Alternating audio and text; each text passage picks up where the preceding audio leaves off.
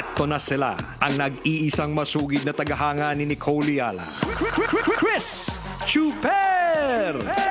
Kasama ang nag-iisang die-hard fan ni Chris Chuper. Nicole Yala! Dear Nicole and Chris. Dear Nicole and Chris. Dear Nicole and Chris. Dear Nicole and Chris. Magandang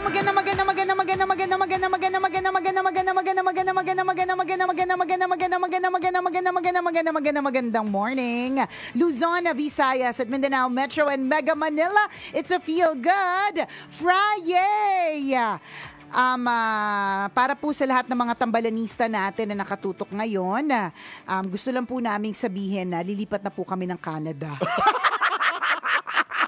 Special announcement. May ganun pag-anunsyo bigla. May pag-ano. Napag-desisyonan na po namin ngayon lang. Meron po kasi kami mga Pilipino na bisita na na galing ng Canada. Tapos minamarket po nila kami na maganda po talaga sa Canada. Oo. Tapos tinanong brainwash nila po kami. Sila po ang dahilan kung bakit ang tambalan sa Canada na. Charot. Nakakalurke.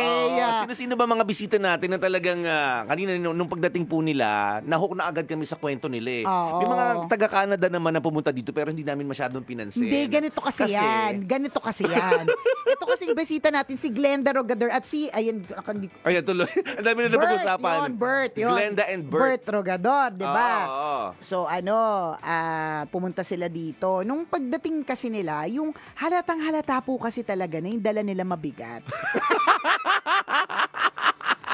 In fairness, observant ka doon. Parang kunyari hindi mabigat pero halatang mabigat.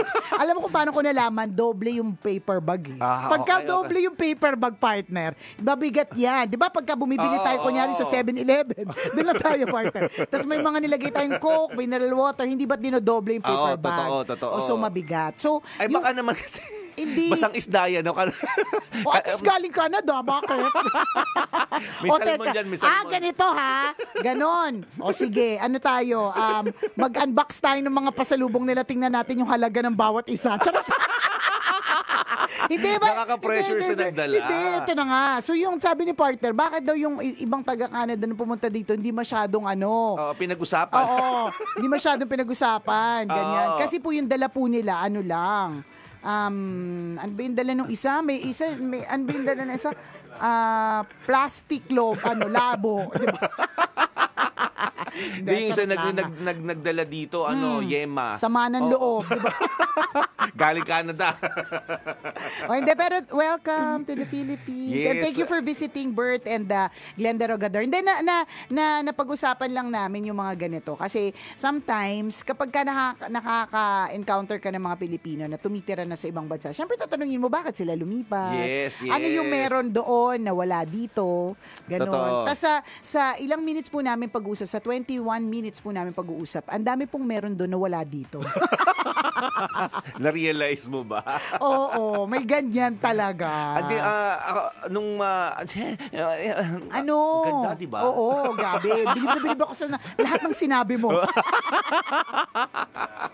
Hindi, nakaka-speechless lang na parang, di ba, nag-decide silang lumipat ng ibang bansa, mga kaibigan. Dahil siyempre, bukod sa maganda yung lugar, maganda yung nakuha nilang trabaho and then the benefits.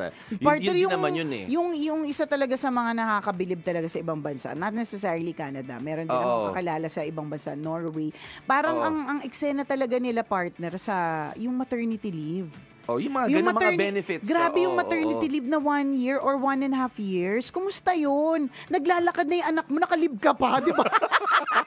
Samantala dito sa Pilipinas, di ba, hindi pa naghihilom yung sugat mo. Buntis ka na ulit. Kasalanan pala ng asawa. Hindi pa naghihilom yung sugat mo. Kailangan mo nang bumalik. Kasi kailangan mo na magtrabaho ulit. At hindi lang yun, partner. Yung posibilidad na palitang ka, alam mo yun. Kapag medyo nagtagal-tagal ka, meron pa akong kalala, partner, dito ha. Talagang hindi siya, hindi talaga siya, hindi, meron akong kalala dito. At nakwento, na-share ko na to dati, partner. Oo. At hindi siya nahihiya dito, na hindi talaga siya nag-hire ng mga babae na posibleng mag-asawa. Parang ang hire niya yung mga tipong hindi na mag-aasawa. Yung mga ganun, yung hindi magbubuntis. Yung mga masusungit sa lalaki, Oo, ganun. correct. Yung mga ganon. Yung mga, alam niya pinofile niya na kaagad, partner, na magiging matandang dalaga. Mga ganon. May mga ganyan, yung mga active sa simbahan, tapos tumandang dalaga. Mga ganon, ganon mag-profile yung kaibigan ko. Kasi yun yung mga tinatanggap niya. Yung pag mukhang mga malandi na buntisin, ayaw niya yan, ganyan. Sabi ko, bakit? Sabi ko, unfair mo naman. Sabi niya, Yun unfair. pala. Sabi niya, unfair na ko unfair. Pero sabi niya, pero unfair din sa akin na maglilibs na matagal yung mga babae para mag-alaga ng anak nila. Tapos, after ilang months, ma-realize nila, ayaw na pala nilang bumalik sa work. Oo. Sabi niya, kasi Pinaghintay ka, pinaasa ka, sabi tapos niya, magsasabihin, oo, mag-aalaga na lang ako ng mga anak ko, tututukan ko ang pamilya ko, tapos hindi na babalik sa trabaho. Tama. So, yun yung sa friend ko. Kaya hindi talaga siya nag-hire ng mga ayun, sarado na yung kumpanya. Ba't tayo tumatawa? Sarado yung kumpanya. Friend mo pa, ha? Hindi, kaya ako Yung tawan-tawa ka sa friend mo, nagsara yung kumpanya. Alam mo naman, as a friend, di ba? Magsasabi tayo ng totoo. Charot. Hindi, pero ganun. Kasi nga, mawawala ng ilang buwan ang babae. Oo. Meron akong isang kakilala na ganun din. Yung company nila, hindi masyado nagpo-promote ng mga babae. Kasi kapag yung babae na-promote, tapos yun nga, magbuntis siya na yun naman yung nangyayari talaga pagka nagkaasawa, nabubuntis, yun nawawala na ilang buwan, namumblema sila sa kumpanya nila. Oo. Parang mga ganon. Naman. Nag-gets naman din talaga natin. Pero hindi tatakbo yung kumpanya nyo? Walang isang tao? Hindi walang pwedeng kumpanya nyo. Diba? Kula, paris pala yung kumpanya nyo. Dapat alam nyo yung diskarte dyan. Correct, isang tao lang nag-leave ng ng 3 buwan, na kagad, hindi natatakbo. Ano yan? Sa kanya nakasalalayan lahat, diba? Ayun, yung mga kumpanya nagsara na din. Hindi, pero yun nga, to compare with yung other countries na kaya nila na i-sustain na yung mga babae na nabuntis, 'di ba, mga nganak, mawawala ng isang taon, tapos babayaran pa nila. Correct, diba? yung parang, tayo nga, partner, kapag nagbenta ka tapos hindi ka binayaran, ang sakit-sakit ng kalooban mo. Ito pa isang taon na wala siyang ginagawa para sa'yo. Pero babayaran ka nila. Kabalib yung mga ganun niya, yung mga rason kung bakit minsan may mga gustong lumipat. Correct. Ako yung impression ko na habang nagkikwento si Glenda, yung isang bisita po namin, o yung bisita namin ngayon, na parang, di ba mga buntis, tas mga nganak, di ba tayo dito, minsan nag-worry tayo na parang lalong-lalo kung hindi ka handa. Yung mga kakilala natin, na mga anak tapos hindi sila handa. Siyempre na yung fear. Parang itong si Glenda, mga anak, parang walang ka-worry-worry. Nag-Pilipinas pa! Nag-travel pa ng Pilipinas. Kasi di ba, monitor ng doctor. At pag-uwi niya na kung mga anak man siya doon, hindi mag-worry kasi supported. Medical leave, di ba? Iba pa. Tingnan mo. Meron pang... Eto na talagang malupit dyan. By their government. Ang galing lang na parang wala silang gagastusin. Sa mga nakatutok po sa atin sa gobyerno, try po natin. Baka naman. Hindi naman. Yun din yung naging impact na parang not necessarily mag-decide naman tayong lumipat ng lugar nila. Joke lang. Nandito po yung trabaho namin. Andito po yung pamilya namin. Lang po, charot lang po yun.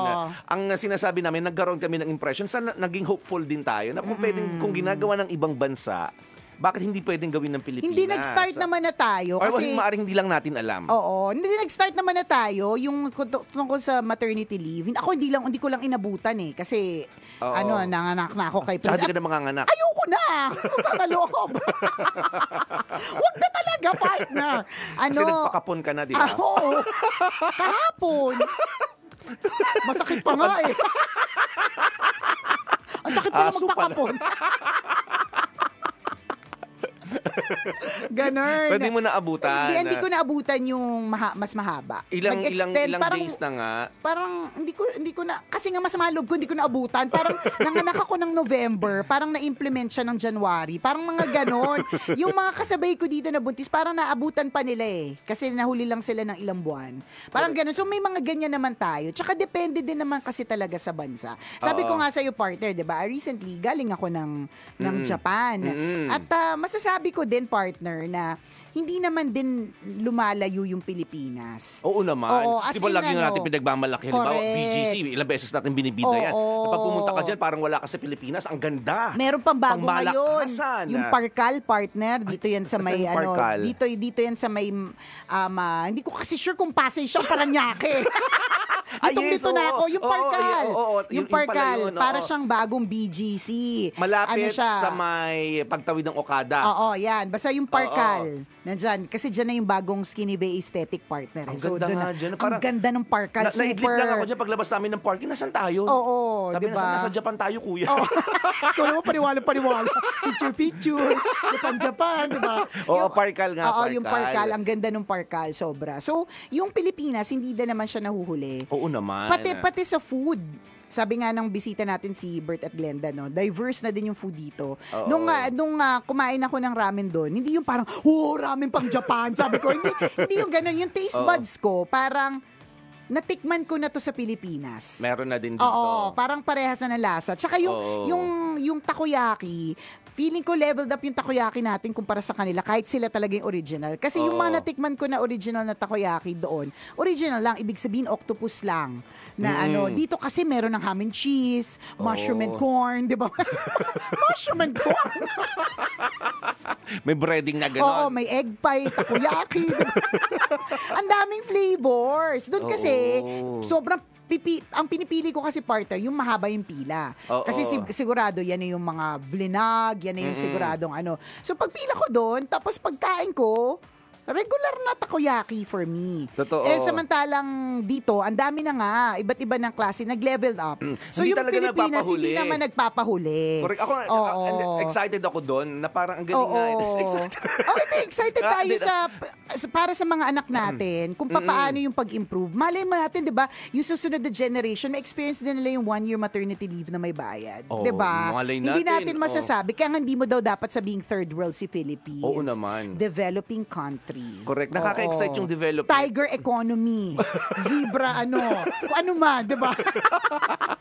Ganun. Correct ka. Pero yun lang, kapag kasi na-experience mo yung paghihirap, tapos makakarinig ka ng mga eksena na nangyayari sa ibang bansa, maiisip mo din talaga na what if lipat na lang ako talaga, no? Hindi mo iwasang i-compare. Or bakit kaya sila kinakaya nila yung ganun, tapos dito hindi. Mga ganyan, Every diba? time na dumadaan nga ako dito sa MOA area, di ba dati, syempre, sobrang... Talahib lang yan eh. Oo. Pag sinabi natin maganda MOA area, pero pag nagbiyahe ka pa ng pakonti-konti hanggang sa may PITX, hanggang doon sa may papunta ng coastal, ang ganda ng mga dinidevelop. Correct. Dinidevelop pala. May mga nakatayo na, pero ang dami pang itatayo ng mga structures or infrastructure. Oh, di ba? Nakaka-excite pag nakita mo, ang ganda. Alam mo, yun talaga yung nakakatuwa talaga. Sinasabi ko nga sa partner, nakaka-excite na ang dami-dami pong ang daming bagong tayong mga kondo. Wala naman pong afford na mag-rent.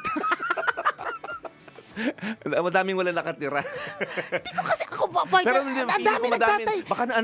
Baka nang dumaan ka, patay lang yung ilaw nila. Ano walang kuryente? Ano ba yun? Nagtitipid sila. Kasi nga mahal ang bayad sa kondo, magtipid tayo. Kaya pansin mo parang walang tao. Pero may nakatira talaga. Sige na nga. Hindi, pero yun nga di ba yung infrastructure, yung buildings. Pag dumaan ka na Skyway 3 partner. Pag dumaan ka na Skyway 3, parang wow, ibang bansa feels. Ganon. Totoo yun. Totoo. Tapos pagbaba mo, SLEX na nga lang, di ba? Kaya nga. Pag dumaan ka na SLEX. Skyway. Correct. Yun nga, Skyway, SLEX, Skyway 3 partner. Yung kapapasok mo lang, biglang nasa north ka na, di ba? Parang nakakatuwa. Tapos, ay, grabe, ang laki ng toll. Yung magulo talaga tayong kausap. Ano ba talaga? Pinupuri mo yung Pilipinas o hindi?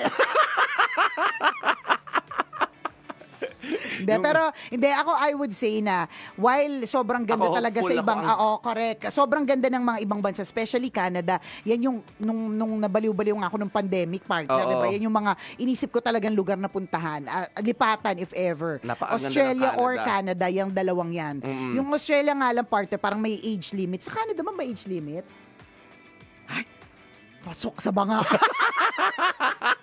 At ka na sa isa sa mga requirements nila. Hindi, nakita ko partner yung mga trabahong kailangan, may mga trabahong kailangan nila. Parang wala akong pasok dito. Parang ganon. So while nakikita natin yung mga ganon, 'di ba? Sabi mo nga partner, ang nakaka-excite din yung pagiging hopeful natin sa what's going to happen sa Pilipinas. Pag dumadaan ako dito sa Makapagal, tas dire-diretsuhin mo yan. Ang ganda naman, in fairness talaga. Yung nga, BGC. Oo, grabe. Grabe yung bilib namin sa BGC, no? Oo.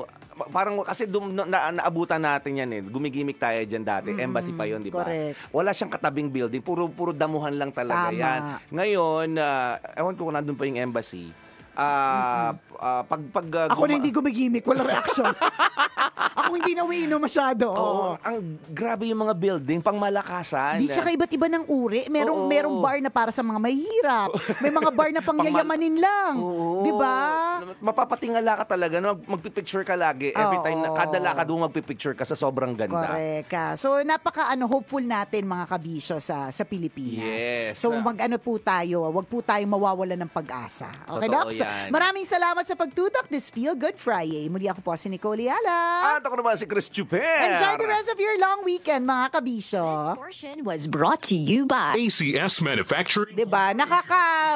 May hope eh. Nakaka-excite. Yung ang huli kong punta partner sa Japan, yung Don Quixote na lagi namin pinupunta. Pag pumupunta kami ng Don Quixote, it's para siyang Daiso na Miniso na nandun lahat.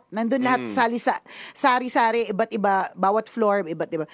Dati, nung 2019, that was the last time na pumunta ako ng Japan, pag umaalis kami ng Don Quixote, hindi pwedeng wala ako nabibili.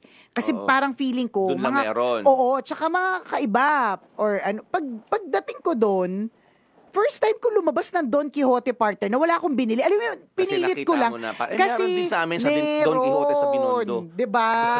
Meron din. Kasi expose na tayo, may Daiso na dito, may Japan store, mga ganon. So, in fairness naman sa Pilipinas, hindi na po tayo nahuhuli talaga. Lumalaban na naman din talaga tayo. Maganda. Oo. Maganda yung mga nadidevelop na mga building. Nakaka-excite siya. Diba?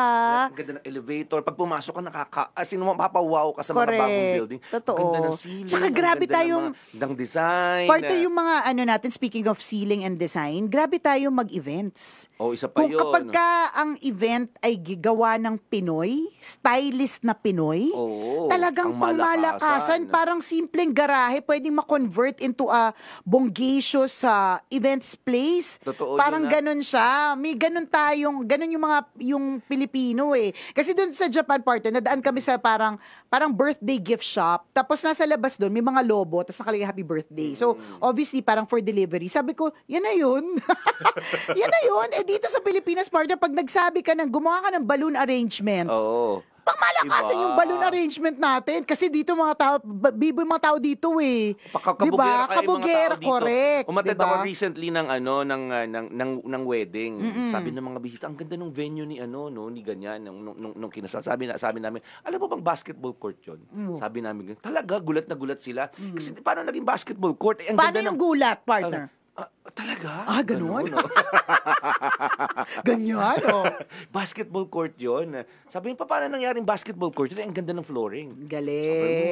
Magaling yung designer. Oo. Niya, hindi linoleum. Hindi naka-linoleum. Naka siya. Tiles or whatever. Yung fake grass. Yung Bermuda grass na fake. Tapos, siyempre, napatungan na ng red carpet. Tapos, may mga parang linoleum, pero hindi talaga linoleum. Naisipin mo, isa siyang event talaga, function hall. Pero sabi namin basketball court yun. And yung ceiling na yero, yung typical na gym sa probinsya. Nilagyan ng mga ganun. Na mga yung mga Parang flowing Oo, parang parachute na tent. tayong hindi stylist, hindi alam yung tawag. Yung sobrang pinagmamalaki natin, nakala mo alam natin. Hindi na natin alam yung term. Gets. Yung parang meron siyang mga nakalawit kurtina, tapos diba? may mga chandelier. Oo. So, ang mga tao, akala talaga nila, function hall na maganda. Pero sabi na yung basketball court, pag tinanggal lahat yan, magulat ka na, dami nagbabasketball dyan. Correct. Tsaka nakalagay doon, donated by SK Chairman. Pero sino mag-aakala? Di ba? Ganun tayo. Palaban kabugera nga ang Pinoy. Tsaka yung madaming places din dito sa Pilipinas na parang, ay, talaga, ang ganda naman din. Totoo yun. Pero yun, may inggit ka lang talaga sa mga 1-year maternity leave. Yung benefits. Saka magagandang benefits, no? Sa ibang bansa. Pero yun, we are hopeful. Diba? Na yung Pilipinas, dadating din yan. Hindi man natin abutan, partner, in our lifetime, at least yung susunod na henerasyon, yung susunod na magdadala ng ating mga apelyido. Wow. Trauma. Bigla nagdrama. Kainis. Bigat ng mga sinasabi. Oo, bigat ng mga sinasabi. Magkano yung Glenda and Bert nag-interview?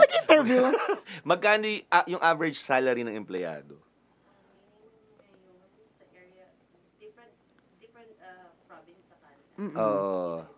But it's range around $16 to Magkano yung sa Peso. peso? times 40 16 times 4. per hour. Teka lang. Ang dami namin sinabi sa Pilipinas na lilipat ulit ang Canada. Yung average, halimbawa yung minimum wage earner. Oh. Minimum. So, 640 pesos. Tapos ilang hours a day ang work? 8. O sige, sa 8 na tayo. Ha? Nahilo ko, partner. Ayoko na sa Pilipinas. 5,120 pesos a day. Times 5 days a week. Or 6. 5. 25,600 a week. Minimum to ha, times 4 weeks. 102,400. Oh, ha? Oh. Ay, magkano naman ang bayad sa bahay? 100,000. Ay, balik na ulit tayo ng Pilipinas. Balik ka na ulit sa Pilipinas. Tayo sa boarding house. Kahit magsiksikan tayo, okay na. Sa boarding house di ba tinutulugan mo sa ilalim ng hagdan, nilagyan ng pinto at ilaw. Yan, correct. Yung lagi ka na nanakawan ng brat pante, di ba? Mataas naman ang salary, pero mataas din ang cost of living. Pero kung di ka maarte, makakaipon ka. Totoo. Again, minimum yun. Eh, syempre, kung madiskarte ka din, may Pwedeng laki ng multiple possibility na tumaas siya. Ayun, pwedeng multiple jobs, partner. Yan. Diba? Yan yung sinasabi natin eh. Kulang na nga yung income mo, hindi ka pa nagmo-multiple job. Yan. Multiple gimmick kasi correct, dito. yan. Multiple milk tea, samgyup. Yung isa na nga yung kita mo, di ba yung pinagkakakitaan mo, multiple gimmick ka pa. Diba? Bar hopping tayo sa weekend. True. Diba? Wala akong pera, di ba? Libang ngutang ko kay ganyan. Ganyan, di ba? Uso ba din utang sa kapitbahay? Ay, parang hindi. Ay, ayoko na. Mamamatay tayo. Mamamatay tayo. Wala tayong mautangan. Alam mo naman, nabubuhay tayo sa utang. Alam mo, partner, sa totoo lang, bukod sa nabibilib ako dun sa bansa, kasi bansa na yung pinag-uusapan, nabibilib ako dun sa mga lumilipat. Promise. As in yung lakas ng loob, 'di ba? Yung pag-uproot nila ng sarili nila with everything that they've been comfortable with for the past so many years, tapos lilipat sa ibang lugar na nakakabilib din yung ganun. Nakakaaliw. Kaya kami maraming tanong kasi nabibilib kami sa mga ganun eh. Sa mga lumilipat at sumitira. Yung adjustment. Kasi ito nga lumipat lang kami ng, 'di ba, nasunog tong Love Radio 2019. Nung lumipat nga lang kami ng Makati ng ilang days, ang dami na namin reklamo. Pasay Makati lang yun ha. 'Di ba? Ang dami na nating reklamo noon. Partner, natandaan mo yung bigla tayong kaya nag-Ortigas tayo ng ilang days. Grabe yung adjustment namin dun sa Pasay to Ortigas. Grabe na yung reklamo namin. Na parang ang dami na naming hinihingi sa management, 'di ba? Na kailangan bigyan kami ng ganito, ganyan, pamasahe, ganun. Kaya nga nabibilib ako dun sa mga hindi ka komportable ka dito, whatever it is, 'di ba? Syempre you're in your own country. Tapos i-uproot mo lahat 'yun, tapos pupunta ka sa isang place na na hindi mo kabisado. Oo, hindi mo kabisado. Tapos nag-English pa yung mga tao. Nakakahilo. Charot. Yung talagang nakaka-worry doon. Oo, yung mag-English ka. Yung galit na galit ka na, tapos malungkot ka. Correct. Tapos hindi mo ma-share. Wala kang mapagsabihan. Kasi hindi ka na naiintindihan. Paano ko ba i-construct to? Lalo ka ng problema. Doon ka daw mas maiiyak, sabi ni Bert eh. Diba? Wala nakakaintindi sa atin. Samantalang dito, diba? Maglalabas ka ng gin bulag. Diba? Maglalabas ka ng kung ano man. Alam diba? Gets na ng mga tropa mo yun. Gets na nila kaagad, di ba? May video ka ba doon? Bye-bye. Okay. Question. Yung habit ng panonood ng sine anytime pwedeng gawin? Pwede naman pala eh. Kala namin sa Pilipinas lang eh. Parang dito kunyari mamaya, bored ako, wala masyadong gagawin. Friday naman, pwede tayo manood ng sine anytime. So doon pwede naman. Din. Pero yung iba, they opt to work, di ba? Depende sa trip mo. Tapos yung mall ba doon, magaganda ba yung mall nila doon? Panis pala. Panis sila sa MOA. Charot. Kami, may MOA kami dito. Pero totoo. May mga Ayala malls tayo dito. SM North EDSA, boom! Oo, tas at magaganda madami. lahat, magaganda so, lahat more ang on ano mall. sila, di ba, parang outlet. Tama ba? May outlet din. Oo. Pero hindi ganon maliliit. Dito magaganda talaga yung mall dito. Oo. Sabi niya, pero sabi daw nila, doon, malilit yung mall, pero lahat may pambili. Dito, ay malalaki yung lahat. Lahat nagpapa-aircon. Well, Kanya-kanya din talaga, Oo promise. nga. Oo. So, kung saan ka ilagay ni Lord, ipaplant ka doon at doon ka magbo-bloom, then Totoo. there you will be. 'Di ba? Kahit natanggihan mo ng maraming taon na hindi ka mapunta sa lugar na 'yan, kung talaga or sa trabahong 'yan, sa career na 'yan, kung talagang diyan ka gusto ni Lord na mag-bloom, idadadaling ka talaga doon, madelay man ng kaunti. totoo yun. Balak doon ba nyo babalak mag-retire? Retire? Ay, Layo na hindi. narating ng usapan namin, no? Natin. Oo. Uy, alam mo, yan yung Bakit? surprising. Ano yung- Minsan, may mga yes doon. Oo. May mga iba hindi eh. So, mag-iipon na tapos experience babalik lang. dito, ganon. Ay, doon na. Kakausap. Oo. Iba pa rin pag tumanda ka, tas dito, di ba, kasama mo sila. Oh. Oo, correct. Oo. Oo, tama. Agree. Ang galing, no? Parang amidst all the everything, 'di ba? May mga gustong mag-retire pa rin dito. Oo. Yung Pilipinas. Correct. May ganun pa din. Philippines is a happy country. Nasayahin. Oo. Totoo. So dito na tayo, yun doon man tayo. Kaya ang tao ay nabuhay para maging masaya. Yan. Because there's no place like home. Charot. So back, ano tayo? Oo. Balik tayo sa Pilipinas. Oo, kasi gusto pangarap talaga ng tambalan ng maging endorser ng Department of Tourism. And Science and Technology Oo. and Agriculture. And Arts and Sciences. Oy, Bert and Glenda, thank you for visiting. Sabi niya, ang labo niyong kausap. Salamat Oh, talaga. welcome home, welcome home. This is a start of a good friendship. Wow! Dahil may pasalubong. Dahil may pasalubong. Uy, salamat kasi yung kandila ko talaga, alam mo, sinisindihan ko lang yun ang special occasions. Charot.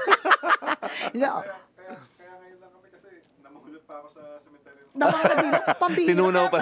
Parang familiar sa akin yung amoy. Yan yung amoy nung kandila doon sa pinuntahan ko rin Eternal Gardens. Uy, thank you ha. Thank you sa inyo. Salamat ng marami. Matatandaan namin ang pangalan niya. Glenda and Bert Rogador. Oo. Sana ay mag-ingat kayo sa inyong pagbalik sa Canada. Yan. Pinag-uusapan namin to kasi para do sa mga susunod na pupunta dito. Para pag-usapan din po kayo. Kasi buong segment, Glenda and Bert yung pinag-uusapan namin, di ba? Diba? Tsaka yung naging buhay nila sa Canada. Oo, tingnan mo. And all. Yan. Kasi yung dala po nila, pangmalakasan. Ganun diba? po. Tatandaan Pag halimbawa, binati lang kayo, tapos hindi na kayo pinansin, Oo. intindihin nyo rin. Charot. Alam Sauce nyo lang na. po ng lumpia ang dala ninyo. Hindi na nakarating yung lumpia. Charot. Alam nyo na yon ang ibig sabihin ng tambalan, di ba? Oy, charot lang. Natatakot na silang pumunta talaga Natatakot dito. na pumunta. Hindi, charot lang naman yun. Anyone can visit us. Basta siguraduhin nyo nandito kami. Kaya yun yung lagi naming sinasabi po. Mas maganda po mag-message po kayo kasi baka mamaya gusto nyo kaming i-surprise. Kayo po yung ma-surprise. Wala po kami dito. Kasi hindi porke naririnig nyo po kami, napapanood sa Facebook, automatic nandito talaga kami. O, di ba? Correct. High-tech na po. AI na po ang napapanood ninyo ngayon. Char.